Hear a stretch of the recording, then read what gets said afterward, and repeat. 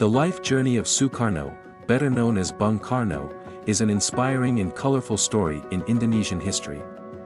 From his childhood in Blitar to becoming the first president of the Republic of Indonesia, Soekarno had shown extraordinary leadership talent and nationalism. Let's explore his life journey, including his education that attached his love to Indonesia, his struggle for independence, and his personal life, which is controversial but still inspiring. Soekarno, better known as Bung Karno, was an important figure in Indonesian history. He was born on June 6, 1901 in Blitar, East Java, when Indonesia was still under Dutch colonialism. Soekarno grew up in a priai, Javanese aristocratic, family with a father named Raden Soekarno Sosrodoharjo and a mother named Ida Ayu Nyoman Rai. His father was an elementary school teacher and school principal in the city of Blitar. Soekarno was born in Blitar, a small town in East Java, on June 6, 1901. He was the second of 4 children in the family of Raden Soekarno Sosrodoharjo and Ida Ayu Nyoman Rai. His father is an elementary school teacher who is also an intellectual, while his mother comes from a family of Balinese descent. Both of his parents were part of the aristocratic circle, which gave Soekarno access to education in an intellectual environment. Soekarno's childhood was colored by his love of reading and natural leadership.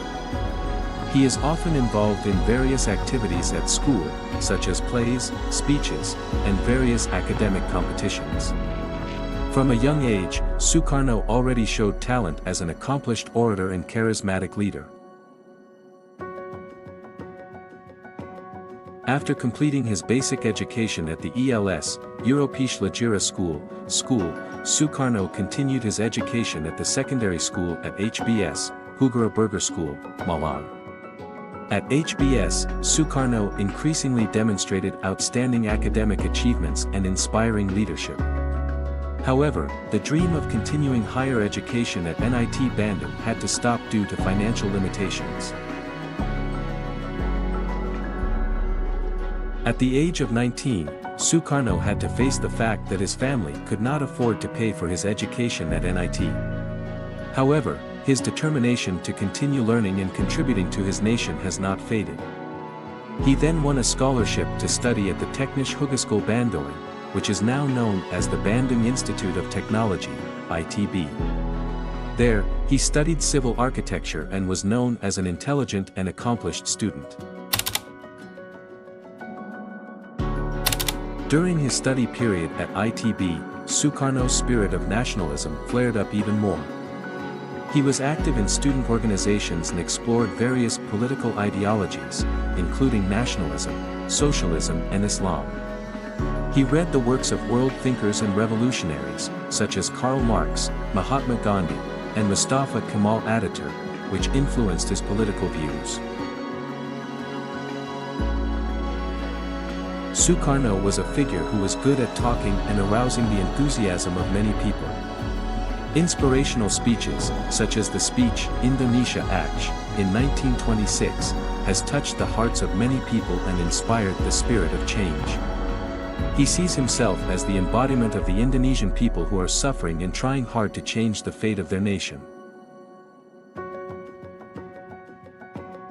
In 1927, Soekarno joined the Bodi Utomo organization, which became the first nationalist movement in Indonesia. It was here that he began to fight for national unity and identity, and helped organize various activities to raise people's political awareness. In the 1930s, Soekarno stressed the importance of unity between East Indonesia and West Indonesia, which was then under Dutch and Japanese rule. He also voiced the importance of creating a just and equitable society, Maranism, by fighting for the rights of the common people. Right on August 17, 1945, in the midst of the turmoil of the Second World War, Soekarno and Muhammad Hatta officially proclaimed Indonesia's independence. The famous proclamation speech became a historic milestone in the struggle of the Indonesian nation. Soekarno later became the first president of the Republic of Indonesia. His presidency was full of challenges and conflicts both from within and outside the country. At the beginning of the independence period, Soekarno had to face opposition from the Dutch who wanted to restore colonialism. He also had to face the threat of regional uprisings and demands for autonomy from various ethnic and religious groups in Indonesia. Despite facing heavy pressure and challenges, Soekarno still tried to maintain the unity and integrity of Indonesia. He uses his inspiring speeches and shrewd diplomacy to keep his country together. Despite his struggles in politics, Soekarno had a complex personal life. He was married to 3 women, each of whom brought their own color and story to their lives. His first wife was Siti Oe Tari, a Priyayi woman who faithfully accompanied him in the early struggle for independence. Later, Soekarno married Fatmawati, a woman of Javanese blood who raised her children with great affection. He also married Hartini, a beautiful ballerina. His marriage and family were often in the media spotlight and were controversial in his day. However, Soekarno tried to live his family life as well as possible, and from these marriages, he had a number of children who followed in his footsteps in politics. His daughter, Megawati Soekarnoputri, later became Indonesia's 5th president. In 1965, Indonesia experienced the G30S/PKI incident which rocked the country.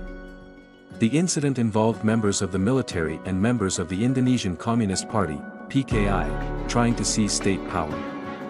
Although Soekarno himself was not directly involved in the incident, this incident became a critical moment that changed the course of the nation's history.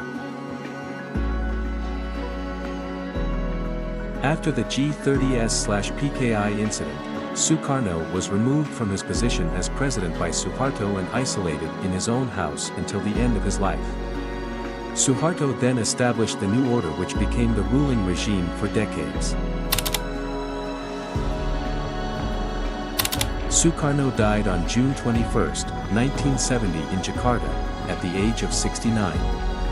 Although his departure has left many Indonesian people sad, he is still respected as a national hero and the Proclaimer Father. His legacy as a proclaimer and nationalist leader lives on in history and commemorates Indonesia's Independence Day every year. Many monuments, museums and historical places are dedicated to remembering the big role played by Soekarno in seizing and defending Indonesian independence. He remains an inspiration for the next generations in the effort to build a strong and sovereign nation. Soekarno was born in Blitar, East Java, in 1901 into a Priyayi family with ties to the world of education. Since childhood, Soekarno has shown talent, leadership and accomplished orator. Despite facing financial limitations, he managed to get a scholarship to continue his education at the Bandung Institute of Technology. There, the spirit of nationalism and the desire to fight for independence grew stronger. On August 17, 1945, Soekarno and Muhammad Hatta proclaimed Indonesia's independence from Dutch colonialism. He became the first president of the Republic of Indonesia and fought hard to maintain the unity and integrity of the nation. His presidency was full of challenges, including the G30S/PKI incident in 1965, which resulted in the overthrow of his rule.